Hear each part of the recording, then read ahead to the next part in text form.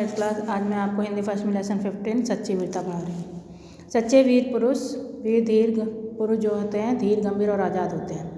उनके मन की गंभीरता और शक्ति समुद्र की तरह विशाल, उनके मन में की गंभीरता और शक्ति समुद्र की तरह, यानी समुद्र जितना बड़ा होता है उसकी तरह विशाल और गहरी तथा आकाश की तरह, आकाश जैसे एक जगह टिका रहता है, स्थिर और अचल होती है।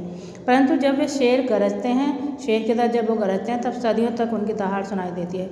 यहाँ वीर पुरुषों के बारे में बताया गया तो उनकी तुलना किन चीज़ों से की गई वो बताया जा रहा है और अन्य सब आवाज़ें बंद हो जाती हैं। इसके लिए कुछ उदाहरण है कि एक बार एक बागी गुलाम और बादशाह के बीच बातचीत हुई। वो गुलाम कैदी दिल से आज़ाद था, मतलब गुलाम था, उसे बादशाह का कैद करके लाया गया था, लेकिन उसके दिल में कैद नहीं थी, वो दिल से निडर था, तो उसने दिल से आज़ाद था। बादशाह ने कहा मैं तुमको अभी जान से मार सकता हूँ। तो वो बोला तुम क्या कर सकते हो? तुमको अभी जान से मार डालूँगा, तुम क्या कर सकते हो? गुलाम बोला हाँ मैं फांसी पर चढ़ जाऊँगा, पर तुम्हारा तिरस्कार तब भी कर दूँगा।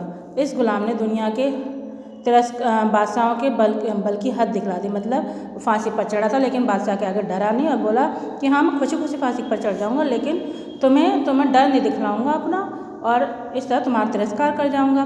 बस इतने ही जोर और इतनी ही शेखी पर ये झूठे राजा मारपीट कर कायर लोगों को डराते हैं, लेकिन लोग शरीर को अपने जीवन का केंद्र समझते हैं।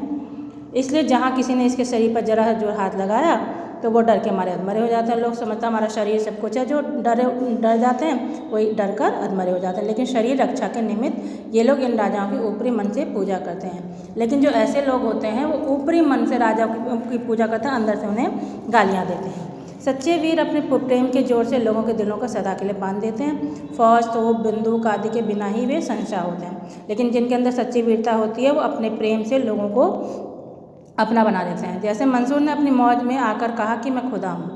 दुनिया भी बादशाह ने कहा यह काफिर है, मगर मंसूर ने अपने कलाम को बंद ना किया। पत्थर मार मार कर दुनिया ने उसके शरीर की बुरी दशा की, परंतु उस मर्द के मुँह से हर बार यही शब्द निकला अनहलक अहम ब्रह्मास्मि, मैं ही ब्रह्मा हूँ। मंसूर का सूली पर चढ़ना उसके लिए सिर्फ खेल था, यानी वो अपने आप को ब्रह्मा समझता था, लेकिन बादशाह ने भगवान समझता था, लेकिन बादशाह ने उस पर कितने भी जुल्म किए लेकिन उसने हार नहीं मानी। वो अपने आप को फांसी पर चढ़ने तक अपने आप को ब्रह्मा ही कहता रहा।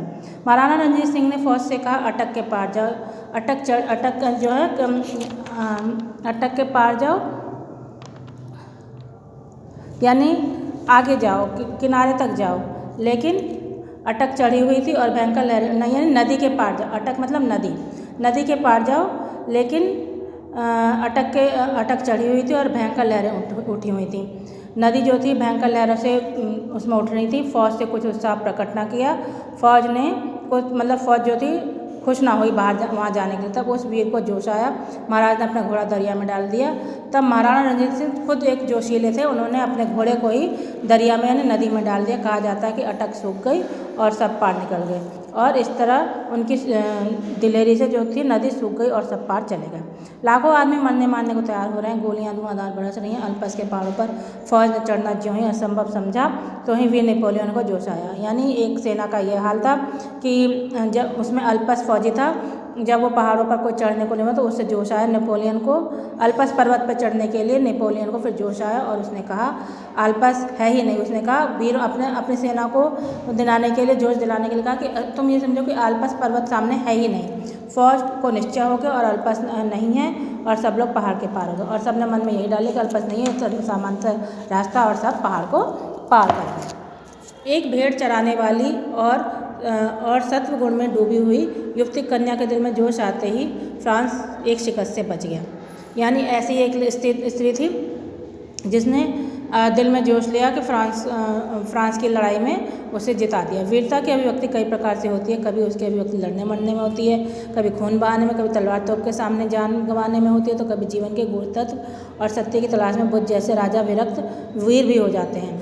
वीरता एक प्रकार की अंतःप्रेरणा है। जब कभी इसका विकास हुआ तभी एक नया कमाल नजर आया। वीरता हमेशा निराली और नई होती है।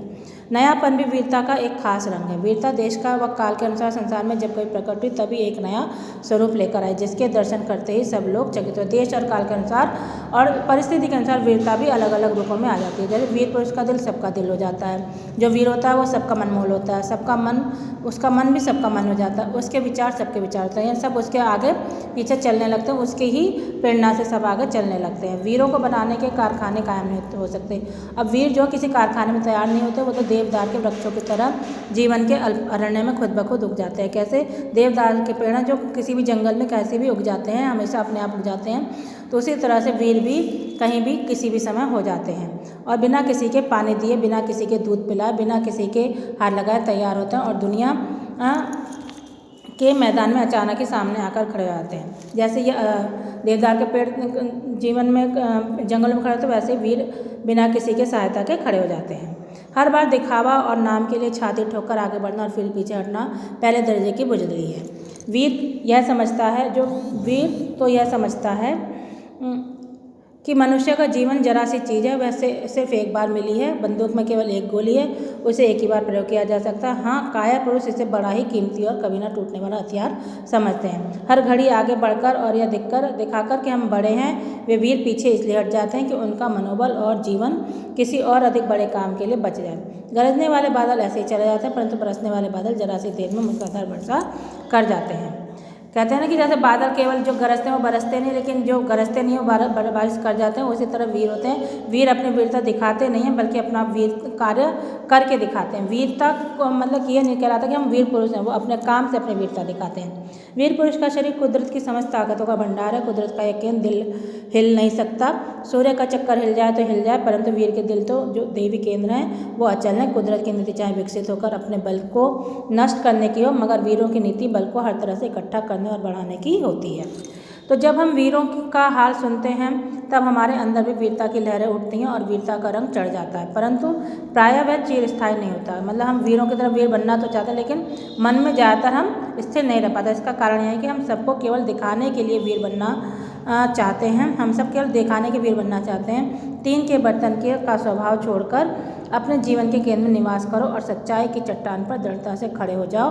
बाहर की सत्ता को छोड़कर जीवन की तहों में घुसो, तब नए रंग मिलेंगे, खिलेंगे। क्या मतलब कि टीन का बर्तन तो आग पे रखो तो गर्म हो गया, आग से उतारो तो ठंडा हो गया। उसी तरह वीरता ऐसी नहीं होती कि पल में बढ़ गई और पल में घट गई। हमें अपने को दृढ़ रखना चाहिए, पर्वत की तरह, चट्टान की तरह, तभी हम वीर बन पाएंगे। इसी तरह पाठ समाप्त होता है। आशा करते हैं आपके समझ में आ गया होगा।